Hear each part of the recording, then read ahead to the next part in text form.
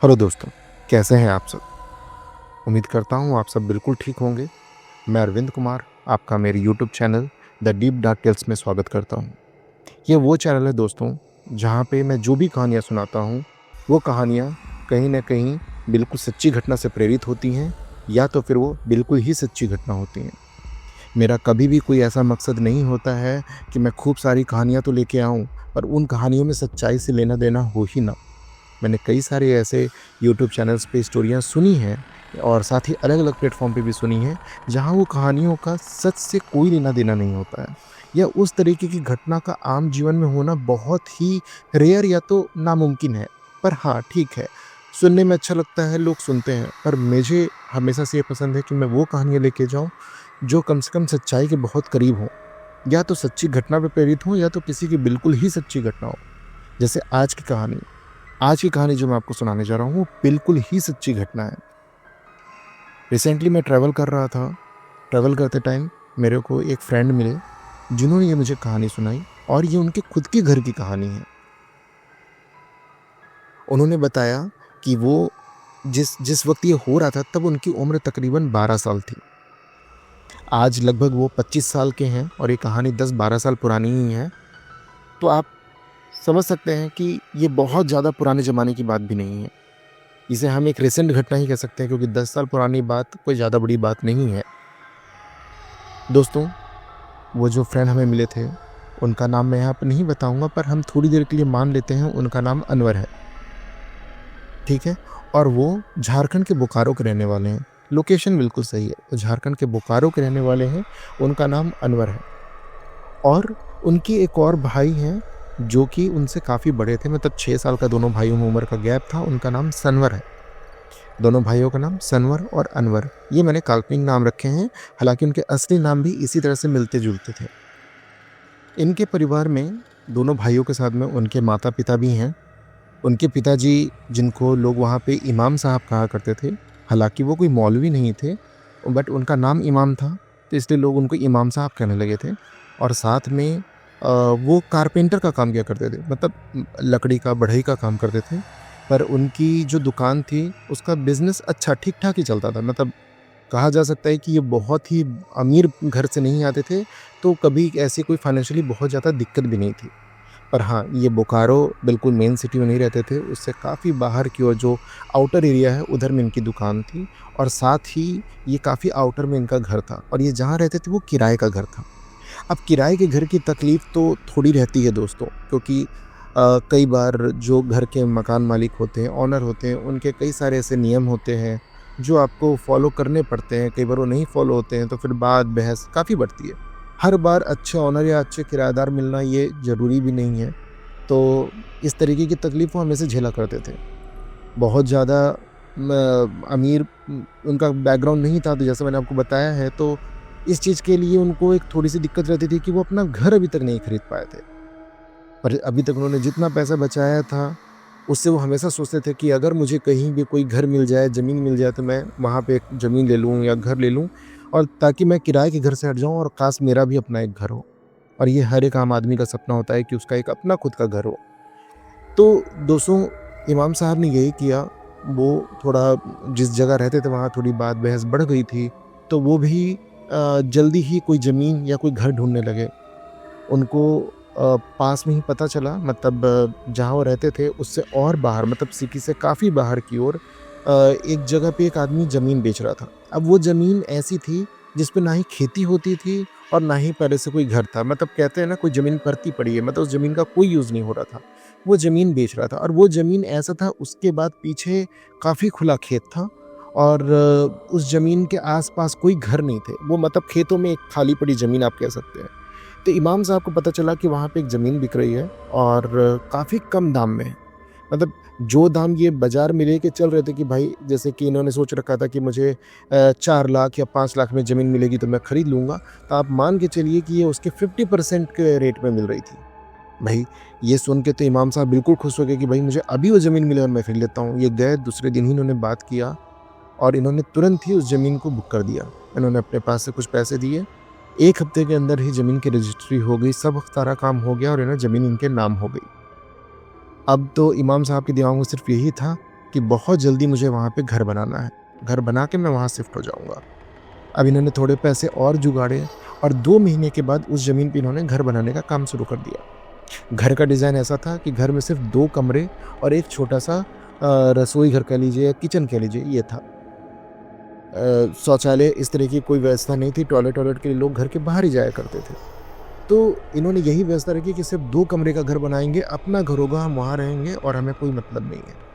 अब इन्होंने नींव जो पड़ी, जो डिज़ाइन हुआ, जो भी जैसा गाँव में जिस हिसाब से लोग स्ट्रक्चर से बनाते हैं, उन्होंने घर बनवाने स्टार्ट कर दिया। बहुत कम बजट में इनका घर बनने का काम चालू हो गया था। पर होता क्या था कि घर बनते टाइम छोटी-मोटी तकलीफ़ें आ रही थी इनको। जैसे घर बनता था तो कई बार ऐसा होता था कि जैसे कि दीवार खड़ी करवाई है खिड़की तक, सुबह तक आए तो ऊपर की कुछ दीवार, छोटा दीवार का हिस्सा गिर गया, या जब घर की ढलाई हो रही थी, ढलाई होने का मतलब दोस्तों अगर आप समझते होंगे, जब छत दी जाती है, जब छत उसकी पड़ती है, तो उस समय बहुत इंपॉर्टेंट टाइम होता है, दिन रात काम चल रहा होता है। पर उस टाइम कुछ ऐसा हो जाता था कि रात में काम नहीं हो पाता था। जब भी काम करवाने के लिए लगाते तो या तो लेबर की तबीयत ख़राब हो जाती, या किसी लेबर के सर पे ईंट गिर जाती, या किसी जो भी लेबर काम कर रहा है उसके घर में कुछ हो जाता। ऐसा कुछ भी होता कि रात में काम नहीं हो पाता था, काम रुक जा रहा था।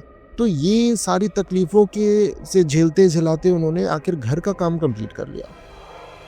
अब इमाम साहब जैसे घर का काम कंप्लीट हुआ और जितना जल्दी चाह रहे थे वहाँ पर शिफ्ट करना, उन्होंने शिफ्ट कर लिया।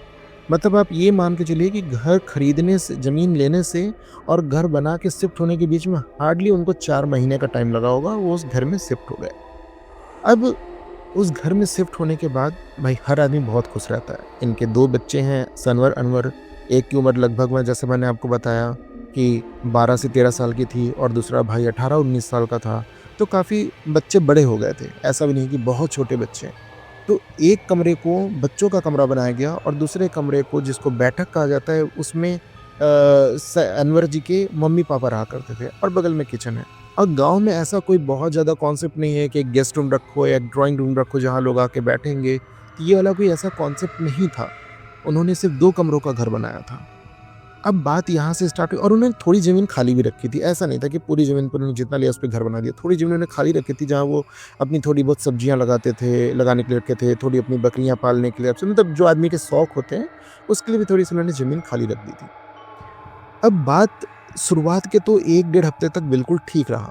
मतलब ऐसा कुछ ज़्यादा पता नहीं चल रहा था या लोग ध्यान नहीं दे रहे थे इस चीज़ पे।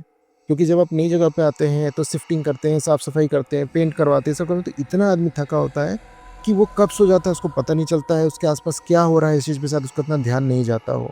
या जो शक्तियाँ होती हैं, जो एनर्जीज़ होती हैं, उनको उजागर होने में भी टाइम लगता है। ऐसा नहीं होता कि इंस्टेंट हर चीज़ हो जाती है।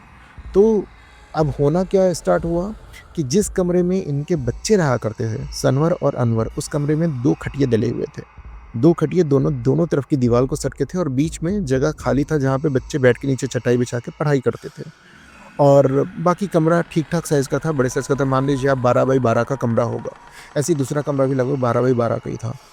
और अगर आप घर में घुसते हैं तो सबसे पहला कमरा इनके माँ-बाप का पड़ता था, उसके बाद वाला कमरा बच्चों का पड़ता था। तो ये चीज़ थी कि वो कमरा, जिस कमरे में बच्चे रहते थे, वो कमरे का टेम्परेचर हमेशा ही बहुत डाउन रहता था। मतलब कि आप मान के चलिए कि अगर गर्मियों का दिन भी है, एग्ज़ाम्पल गर्मियों का दिन भी है जहाँ लोग घर के बाहर सोते हैं गाँव में, क्योंकि बिजली की व्यवस्था नहीं है या लाइट कटी हुई है, या पंखे हैं भी तो वो उतना नहीं आपको ठंडा कर पा रहे हैं क्योंकि गर्मी बहुत पड़ती है झारखंड में, उड़ीसा, मध्य प्रदेश में।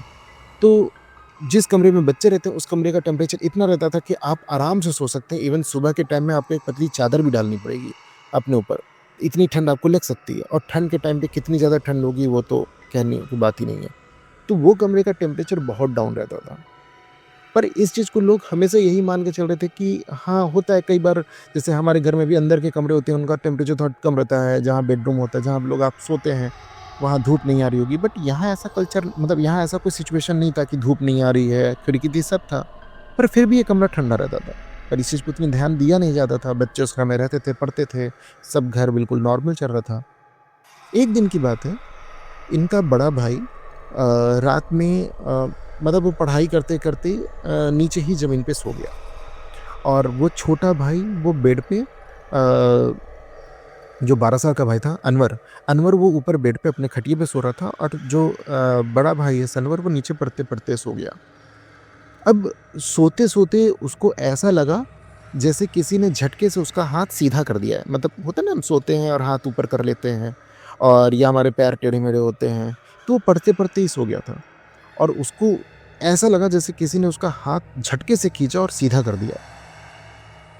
इसने इतना ध्यान नहीं दिया, ये उठा, देखा कुछ नहीं, फिर इसको लगा हो सकता है मैं सपना देख रहा हूँगा। कई बार हम सपने में ऐसा होता है ना, कहीं से गिर गए हों, ऐसा लगता है, कुछ भी हुआ होता है। तो इसको ऐसे ही लगा कि जैसे कुछ हुआ है, पर वो एक्चुअली में रियल में था। इसका किसी ने हाथ खींचा और इसका हाथ जो पीछे की ओर था उसने सीधा कर दिया, जो भी था। ये 5 मिनट के लिए, मतलब वो डरना, जैसे हम सपने में सो रहे होते हैं और जब सोते हुए सपने में देखते हैं कि हम कहीं से गिर गए हैं, तो कैसे हम 1-2 मिनट के लिए थोड़े से अलर्ट हो जाते हैं और फिर हम नॉर्मल होकर सो जाते हैं। वैसे ही वो देखा कि कुछ भी नहीं है। और एक और बात थी, जब ये सो रहा था, इसके भाई का कहना है, अनवर ने बताया कि अनवर जब सो रहा था उसकी सारी कॉपी किताब खुले हुए थे जो वो पढ़ाई कर रहा था, और जब उसकी आँख खुली तो सारी कॉपी किताब बंद पड़े हुए थे। तो इसको एक बार के लिए लगा कि हो सकता है कमरे में मम्मी आई हों या इनके पापा आए हों, उन्होंने देखा हो कि हाँ बच्चा ज़मीन पे ही सो गया है, बुक्स खुली हैं तो चलो बंद कर देते हैं। ये इसको लगा हो, तो इसने ज़्यादा कुछ भी नहीं सोचा, ये उठ के अपने खटिए पे जाके सो गया। अब ऐसी छोटी-छोटी ही पॉइंट हो रहे थे घर में जिस पे ये इनमें से किसी का ध्यान नहीं जाता था। उसके कुछ ही दिन बाद, मतलब 2 ही 3 दिन बीते होंगे कि इनका भाई फिर से, वो नीचे बैठ के इसलिए पढ़ता था क्योंकि खटिया पे बैठ के पढ़ना आसान नहीं है। अगर आप इमेज करें खटिया जिस तरीके से जूट से बिना होता है, उस पे आप लिख नहीं सकते हैं, आपको लिखने में दिक्कत आएगी। तो वो उनका भाई सनवर नीचे ज़मीन पे चटाई बिछा के वहाँ बैठ के पढ़ाई किया करता था। अब पढ़ते-पढ़ते रात के तकरीबन उस दिन 2 बज गए थे। लालटेन की रोशनी थी, तो आपने देखा होगा कि लालटेन की रोशनी में अगर आपके पास कोई चीज़ रखी हो ना, तो उसकी परछाई बहुत बड़ी बनेगी और जितना वो दूर है उसकी परछाई थोड़ी छोटी बनेगी। ये किसी भी लाइट वाले सिस्टम का मतलब कॉन्सेप्ट यही होता है लाइट्स का, कि जितना ऑब्जेक्ट पास है तो उसकी परछाई उतनी बड़ी बनेगी। तो ये पढ़ाई कर रहा था, सामने ही लालटेन रखा था। इसने देखा कि इसके बेड, जहाँ ये बैठ के पढ़ रहा है और जहाँ जिसके दाएं तरफ में जहाँ इसके भाई अनवर का बेड है, अनवर के बेड के पास में ज़मीन से जुड़ते हुए, मतलब ऐसे जैसे ज़मीन पे कोई खड़ा है, जुड़ते हुए एक परछाई दीवार पे जा रही थी जो ऊपर की ओर जाके काफ़ी बड़ी हो रही थी और नीचे की ओर बिल्कुल छोटी सी थी। ऐसा लग रहा था कि जैसे लालटेन के पास ही ज़मीन पे कोई खड़ा है, पर वहाँ कोई खड़ा नहीं था। सिर्फ एक परछाई थी जो दीवार पे काफ़ी बड़ी सी बन रही थी। जैसे दीवार पीछे को जा रही है, परछाई बहुत बड़ी बन रही थी। एक बार तो इसके भाई ने आँख मसला, इसको समझ में नहीं आया कि ये है क्या? वो लालटेन की लाइट को ऊपर-नीचे अधिक कम कर रहा है। वो सर घुमा के देख रहा है, वहाँ कोई नहीं है, पर वहाँ से एक बड़ी-सी परछाई दीवार पे जा रही थी। थोड़ी देर के बाद वो परछाई वहाँ से हिलती हुई, मतलब सरकते हुए इसके भाई के बेड से इसके बेड की तरफ चली आई और वहाँ ज़मीन में धीरे-धीरे कम होने लगी और गायब हो गई। अब ये देख के तो इसके भाई का बिल्कुल ही पसीना छूट गया कि मतलब ये मैं देख क्या रहा था। इसने तुरंत ही कॉपी किताब बंद किया और अपने खटिए पे जाके तुरंत ही आँख बंद करके सो गया। और इसने लालटेन की लाइट नहीं बंद की, लालटेन को इसने जलते रहने दिया क्योंकि ये बहुत ज़्यादा डर गया था और अब इसको नींद भी नहीं आ रही थी। सुबह उठ के ये बात उसने अपने घर वालों को बतानी चाहिए कि मैंने कमरे में कुछ ऐसा देखा था, पर इसके जो पिताजी थे, इमाम साहब थे, वो सुबह जल्दी काम पे चले जाते थे। वो कॉन्ट्रैक्ट के ऊपर है, किसी के यहाँ लकड़ी का काम चल रहा है, जितना काम है तो सब तो जल्दी निकल जाते थे। इसने अपनी अम्मी को बताया कि अम्मी हमने रात में ऐसा-ऐसा कमरे में देखा है, कुछ ऐसा लगा जैसे एक बड़ी-सी परछाई हो। तो उसकी अम्मी ने बोला कि तुम पढ़ते-पढ़ते सो जाते हो ना बेटा, तो उसमें क्या होता है कि कई बार हम इस तरीके के डरावने सपने या कुछ ऊट-पटांग सपने देख लेते हैं, या हम कई बार ऐसा सोचते हैं ऐसा हो रहा है, बट वो कुछ हो नहीं रहा होता है। क्योंकि जब से हम यहाँ आए हैं हर चीज़ नॉर्मल है, बड़ी अच्छी है, तो ऐसा कोई दिक्कत नहीं है, तो तुमको ऐसा क्यों लग रहा है? अब इसने बोला कि नहीं, मुझे ऐसा लग रहा है कि कुछ है। अब इस दिन से अब ऐसा होने लगा कि इस दिन के बाद से कि उसके भाई ने इस परछाई को कई बार देखा। जैसे रात में बेड पर जाने के बाद भी वो नहीं सोता था, वो इंतज़ार करता था कि अगर कुछ ऐसा होगा तब क्या मैं देखता हूँ कि क्या मेरा भ्रम है कि सच में ऐसा हो रहा है। पर उसको हमेशा कमरे में वो परछाई इधर से उधर चलती दिखने लगी और ये बात हर बार वो अपने मम्मी पापा को बताता। उन्हें बोलते कि ठीक है, अगली बार दिखेगी तो हमें बताना, क्योंकि ना अनवर इस बात की शिकायत करता है, ना हमने देखा है, ऐसा कुछ भी नहीं है, और तुम्हें ऐसा क्यों लगता है?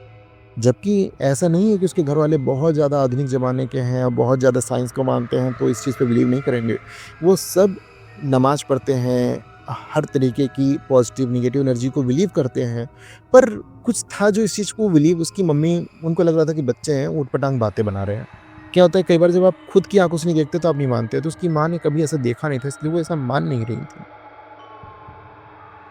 अब एक दिन की बात है, एक दिन क्या मतलब ये आए दिन कैसा होने लगा कि अगर कमरे में गंदगी फैली हुई है, अगर कमरा साफ नहीं है, कपड़े फैले हुए हैं, जैसे कई बार बच्चे आए उन्होंने जूते पहन के आए स्कूल से और जूते ऐसे ही खोल के फेंक दिए हैं, या कमरे में अगर आप जूते चप्पल पहन के घूम रहे हैं, ऐसा कोई भी चीज़ हो रहा है, या उस कमरे में आप गंदे कपड़े एक तरफ पड़े हुए हैं, लड़के ही हैं, कई तरीके की चीज़ें हैं, जैसे उन्होंने कमरा गंदा कर दिया, गंदे कपड़े फेंके हुए हैं, कुछ भी है। तो उस केस में क्या होता था कि उसका जो छोटा भाई है अनवर, जिसने मुझे कहानी सुनाई है, उसकी तबीयत बहुत ज़्यादा ख़राब हो जाती थी। मतलब उसको उल्टी होना, उसको दस्त लग जाते थे और उसको बहुत ज़्यादा बुखार हो जाता था। और इस चीज़ के ट्रेंड को कोई नहीं समझ रहा था कि आखिर ये हो क्या रहा है। मतलब सिंपल सी चीज़ है, अभी वो 1 हफ़्ते ठीक है, अगले हफ़्ते फिर बीमार पड़ जाता, फिर ठीक है, 1 हफ़्ते बाद वो फिर बीमार पड़ जाता।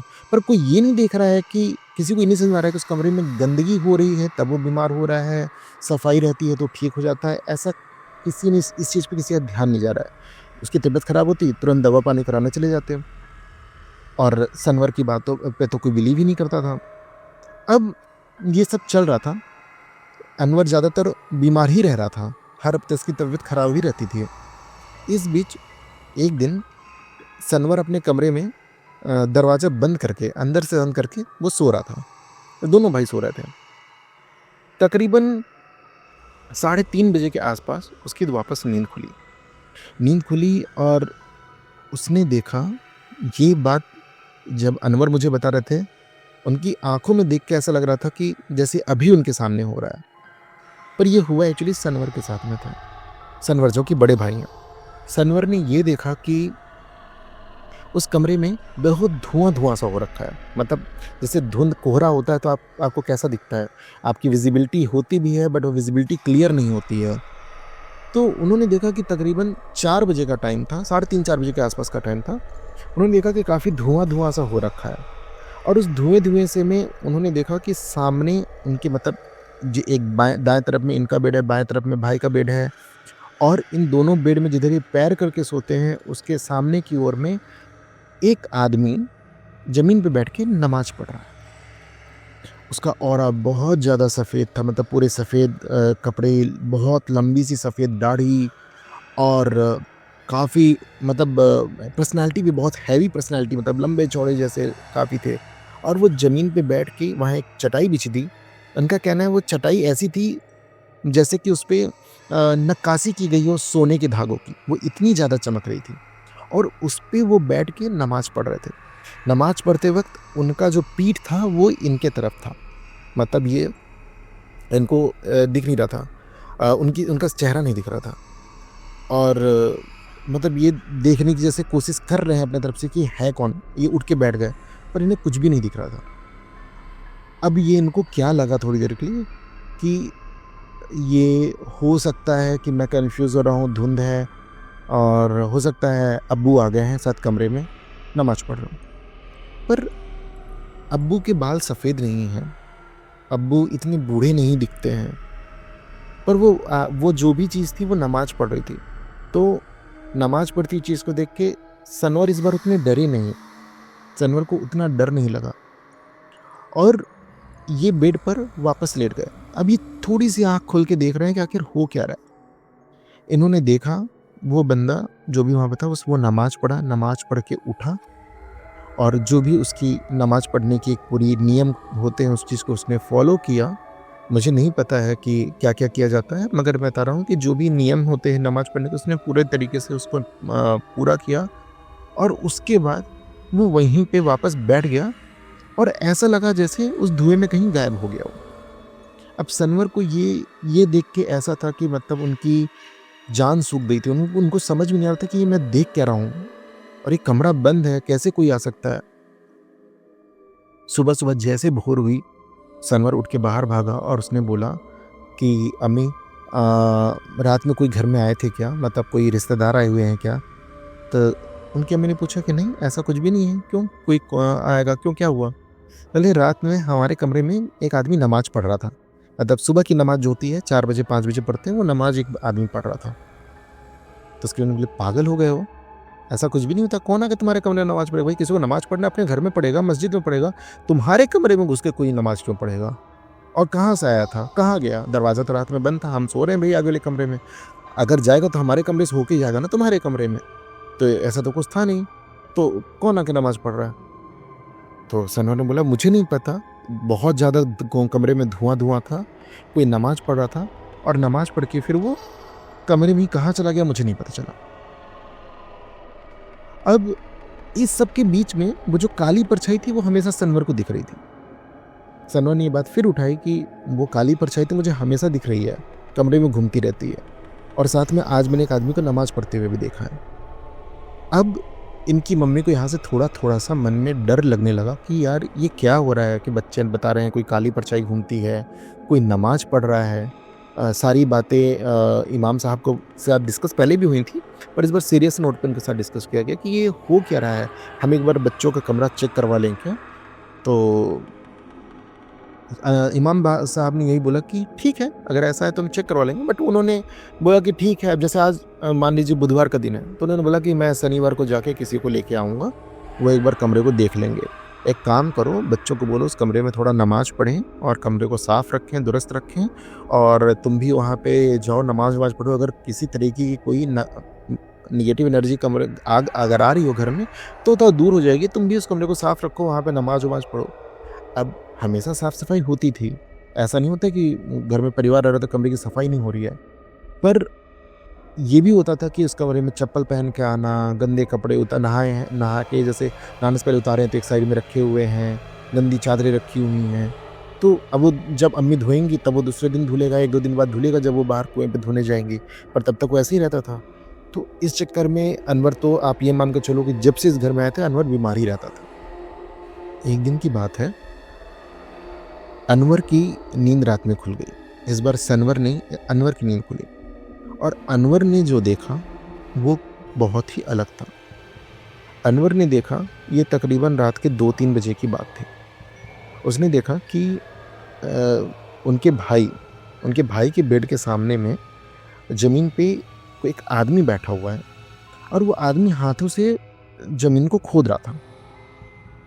तो इनको क्या लगा, अनवर को क्या लगा कि अब्बू है, क्योंकि उसका जो एज थी वो मिड एज आदमी था, 45-50 साल के जो होते हैं उस एज का आदमी था, काले बाल, बिल्ड थोड़ी हैवी थी, और वो भी इसका पीठ इनको दिख रहा था, उसने भी कुर्ता पजामा पहना हुआ था, और वो ज़मीन में कुछ खोद रहा था। अब अनवर को लगा कि शायद अब्बू हैं, तो उसने आवाज़ लगाई, अब्बू आप हैं क्या? तो वो जो भी एंटिटी थी उसने जवाब नहीं दिया, वो ज़मीन को खोदे जा रही थी अपने हाथों से। हालांकि वो कुछ निकल नहीं रहा था, ऐसा नहीं कि वहाँ पे मिट्टी निकल रही है या बहुत ज़्यादा था, पर वो कुछ खोद रहा था। क्या खोद रहा था ये नहीं पता, अपने दोनों हाथों से कुछ खोद रहा था। अनवर बार बार बोले कि अब्बू आप हो, कौन है? अब्बू आप हो, कौन है? और वो हल्की लालटेन जलती रहती थी कमरे में, तो उसको उसमें रोशनी में साफ साफ दिख रहा था। ये आवाज़ सुन के अनवर भी उठ के बैठ गया, सनवर भी उठ के बैठ गया, बड़ा भाई। सर ने बोला क्या हुआ अनवर? बोला कि भैया आप सामने देखो, अब्बू बैठे हैं क्या ज़मीन पे, वो कुछ कर रहे हैं। जब ये बात सनवर ने देखी, उसको भी वो चीज़ दिखी जो ज़मीन पे वहाँ कुछ खोद रही थी, और उस एंटिटी के बगल में वही परछाई बन रही थी, उसके पैरों से जुड़कर वही परछाई बन रही थी जो हमेशा सनवर देखा करता था, पर इस बार उसने रियल में वो एंटिटी देखी। अब वहाँ पे एक दूसरी एंटिटी थी जो कि बैठ के कुछ खोद रही थी। ये वो एंटिटी नहीं थी जो सफ़ेद से मैंने आपसे पहले बताया, एक काइंड ऑफ मौलवी के स्ट्रक्चर वाले आदमी, वो नहीं थी, ये दूसरी एंटिटी थी, ये जो वहाँ कुछ खोद रही थी। अब हुआ क्या कि जब इन्होंने ज़्यादा आवाज़ लगाई तो उस एंटिटी ने इनकी तरफ मुड़ के देखा।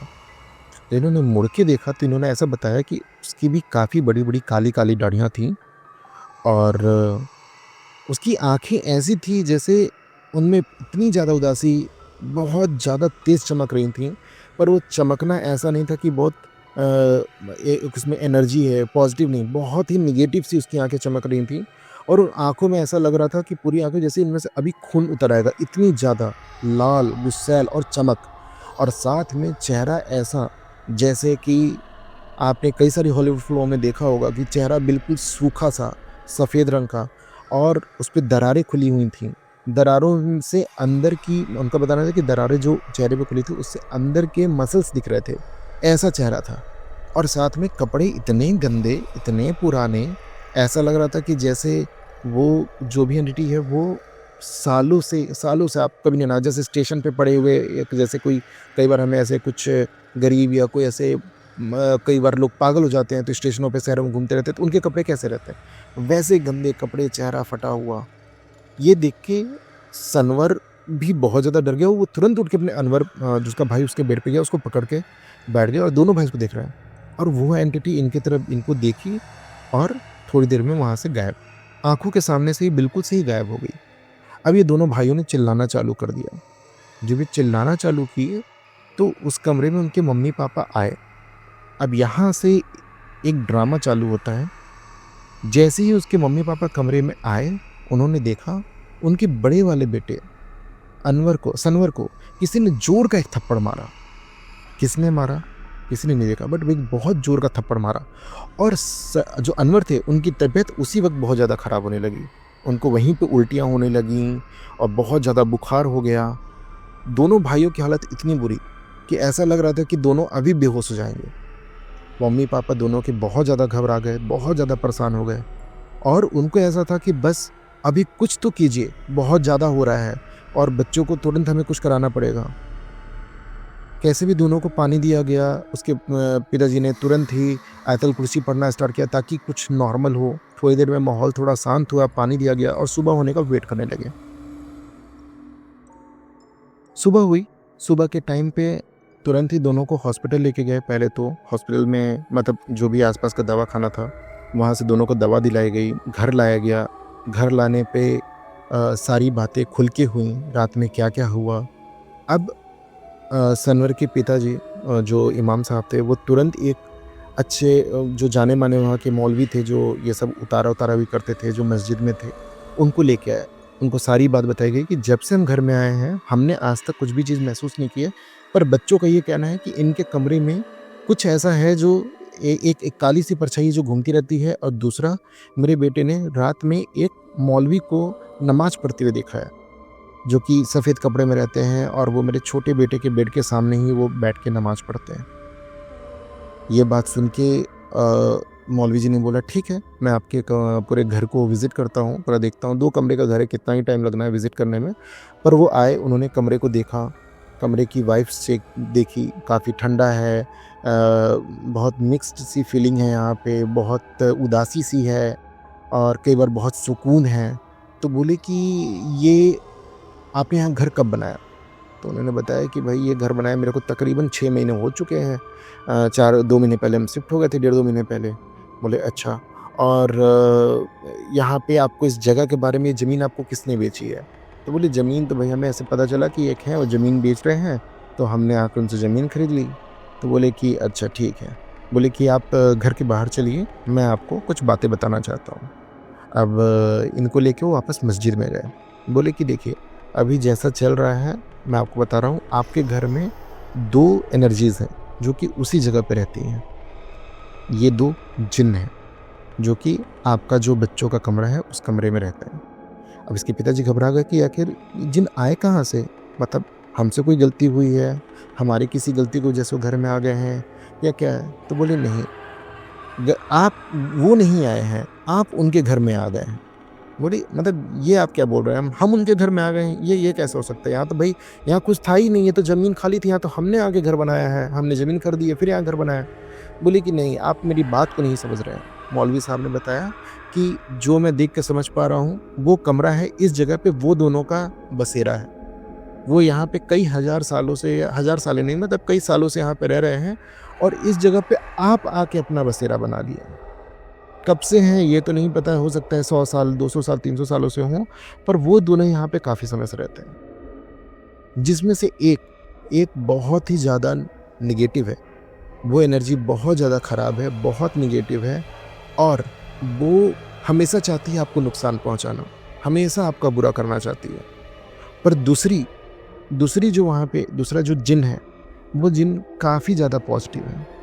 वो काफ़ी ही अच्छी स्वभाव का है, उसका दिल बहुत नरम है, वो इंसानों से प्यार करता है, उसको इंसान जात मतलब इंसानों की जात अच्छी लगती है, तो वो आपकी हेल्प करना चाहता है।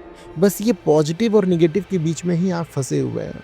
वो पॉजिटिव वाले का ऑरा इतना स्ट्रॉन्ग है जिनका कि जो नेगेटिव एनर्जी वाला जिन है वो आप लोगों के परिवार पे हावी नहीं हो पा रहा है। तो वो कमरे में घूमता तो रहता है, वो अपना काम कर रहा है वहाँ पे, वहाँ वो रह रहा है, पर वो आपके जीवन के बीच में नहीं आ रहा है।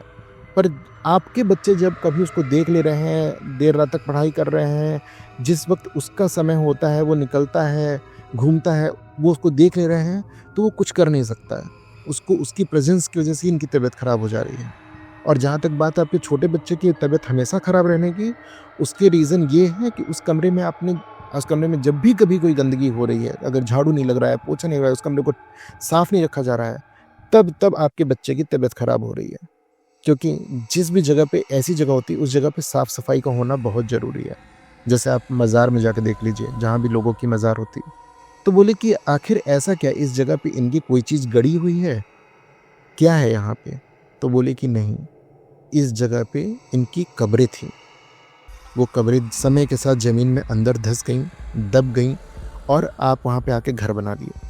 तो बोले जब हम घर बना रहे थे हमें नींव में तो ऐसा कुछ भी नहीं मिला। भाई नींव खोदते हैं ना बिल्डिंग को बनाने के लिए, तो हमें तो ऐसा कुछ नहीं मिला। अगर हमें मिलता तो हम उसी समय कुछ इसका वो करते, यहाँ हम वहाँ से हट जाते। बोले कि नहीं, वो दोनों की कब्रें इस तरीके से हैं कि वो आपके कमरों के बीच में आई हैं और आपने उसके चारों तरफ से कमरा बना दिया है, दीवारें खड़ी की हैं, इसलिए वो चीज़ आपको नींव बनाते खोदते टाइम या बिल्डिंग बनाते टाइम नहीं दिखी। तो ये रीज़न है और वो दोनों कमरे आपके बच्चों के कमरे में ही हैं। अब ये नहीं किसी को पता चला कि इनमें से पहले कब्र कौन-सी आई, क्या पहले वहाँ कोई नेगेटिव एनर्जी रहती थी, एक जिन है जिसके जहाँ पे कब्र है, मतलब उस जिन की कब्र है, या उससे बचने के लिए लोगों ने किसी बहुत ही सेंट आदमी की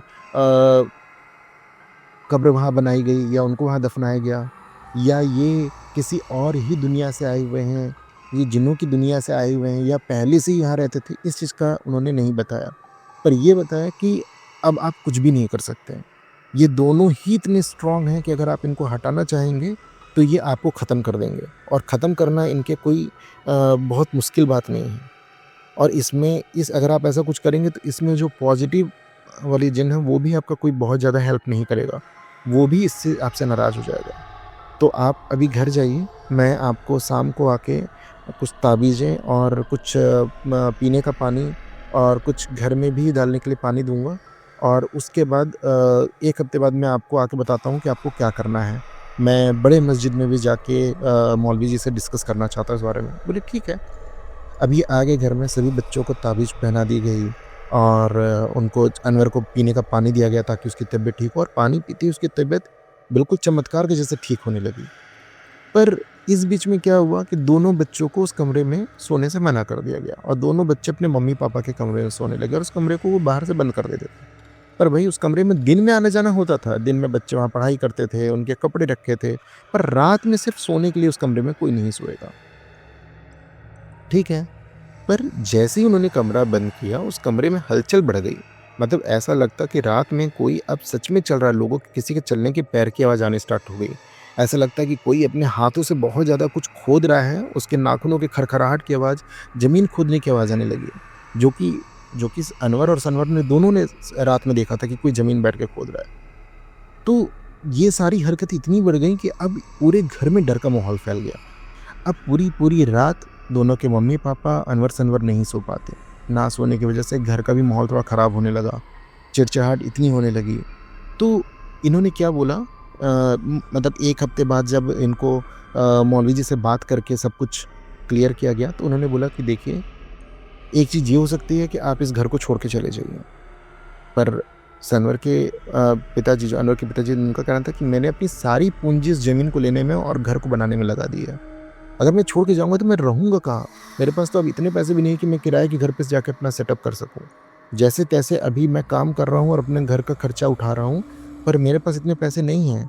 पर बोले कि इसके अलावा और कोई उपाय नहीं है। अगर आप ये घर नहीं छोड़ते हैं, तो वो आपको यहाँ पे नहीं रहने देंगे। अभी वो बहुत ही नॉर्मल हैं, ठीक है, बट आप यहाँ पे इस तरीके से बसेरा नहीं कर सकते हैं। हमेशा ही एक पर्दा बना हुआ है जिन की दुनिया में और इंसानों की दुनिया के बीच में। वो उसका खुलना, अगर वो खुल गया तो ये आपके परिवार के लिए अच्छा नहीं है। अब यहाँ तक तो अनवर के पिताजी को समझ भी नहीं आ रहा था क्या करें, पर वो बड़े मौलवी जी से मिलने गए। बड़े मौलवी जी ने इसका एक और उपाय बताया।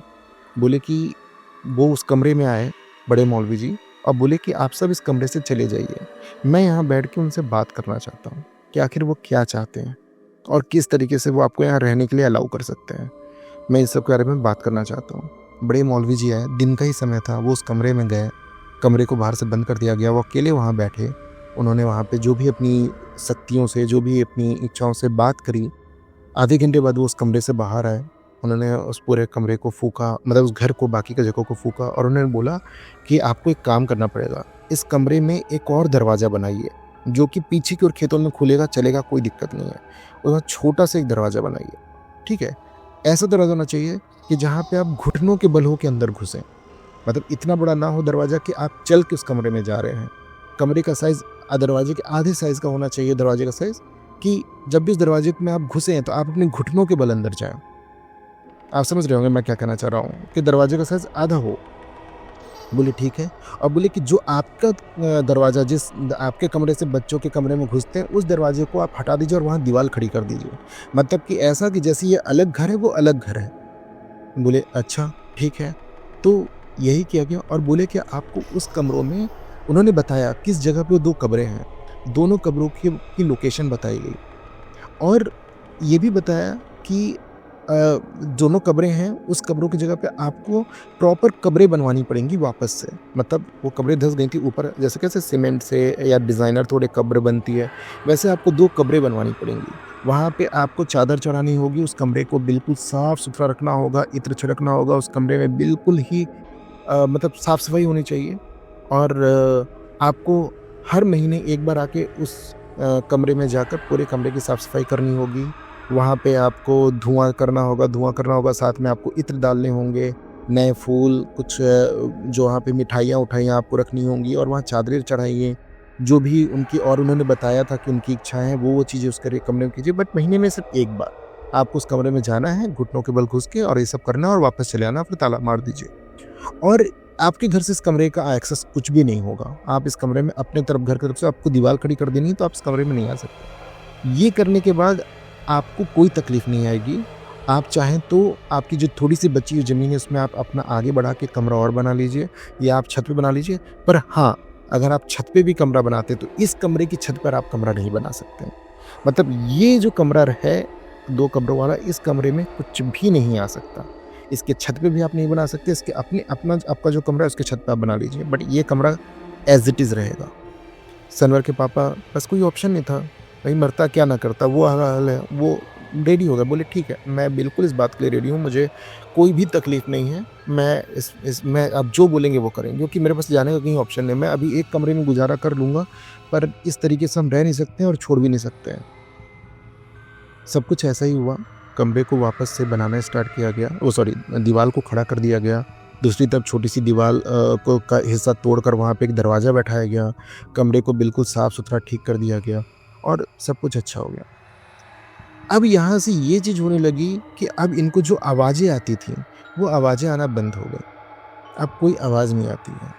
हाँ, और एक और बात थी जो मैं आपको बताना भूल गया, कि इनके पिताजी ने बोला कि चलिए मैं ये तो मान सकता हूँ कि इनमें से एक जिन है जो कि काफ़ी अच्छे हैं, इंसानों की जात को पसंद करते हैं, तो वो हमें तकलीफ़ नहीं पहुँचा रहे हैं। पर दूसरे तो ये बोले कि ये जो दूसरे वाले जिन हैं, जो कि आपसे बहुत ही नफ़रत करते हैं, आपको परेशान करना चाहते हैं, या वो नहीं चाहते कि आप यहाँ रहें, बट वो सिर्फ़ एक ही चीज़ की वज़ह से दबा हुआ है, जो बगल में एक अच्छी वाली हैं, जिन्होंने उसको भी रोक रखा है।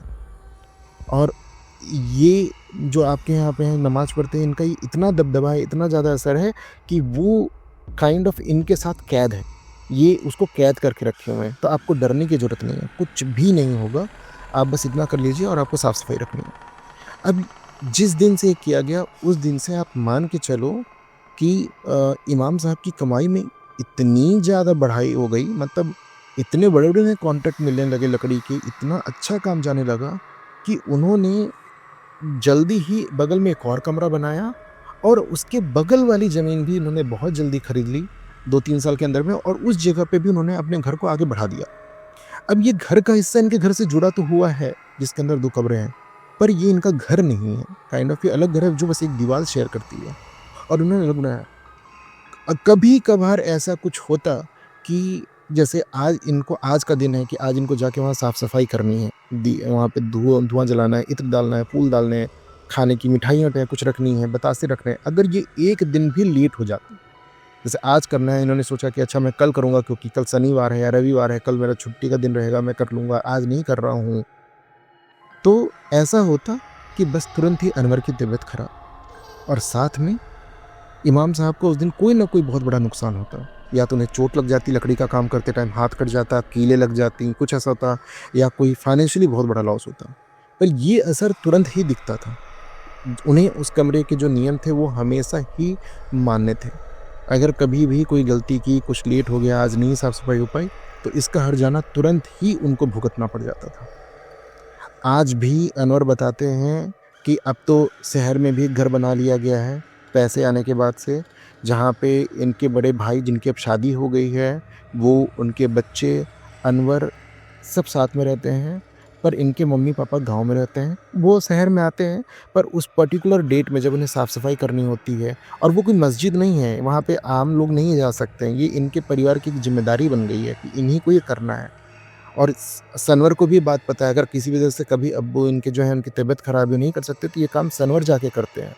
और अब सनवर को इस चीज़ से बिल्कुल भी डर नहीं लगता है, क्योंकि उनको पता चल चुका है कि क्यों ये सब हो रहा था या क्या गलती थी।